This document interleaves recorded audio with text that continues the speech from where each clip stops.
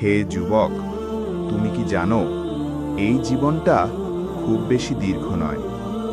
আজ তুমি শক্তিশালী, সুস্থ, স্বাধীন, কিন্তু একদিন এই চোখ অন্ধ হবে, হাত কাঁপবে, আর সময় তোমাকে কোনো সুযোগ দেবে না ফিরে আসার। তুমি ভুল পথে হাঁটছ। হারাম কামাই, হারাম সম্পর্ক, গান, বাজনা, ফিতনা সবকিছুই হয়তো এখন ভালো লাগে, কিন্তু একবার ভেবে দেখো তো, এই পথের শেষে কি আছে? আল্লাহ তোমাকে ভালোবাসেন, তাই এখনো তওবার দরজা খোলা রেখেছেন। কোরআনে আল্লাহ তাআলা বলেন, হে আমার বান্দারা, যারা নিজেদের প্রতি জুলুম করেছ, তোমরা আল্লাহর রহমত থেকে নিরাশ হইও না।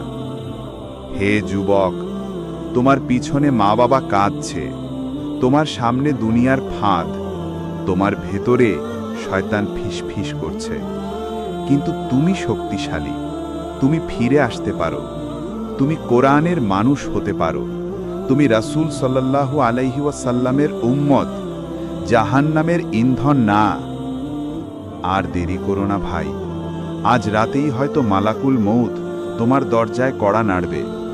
তওবা করো, ফিরে চলো তোমার রবের দিকে, সলাত ধরো, কোরআনের সাথে সম্পর্ক গড়ো, তোমার জীবন বদলে যাবে ইনশাআল্লাহ।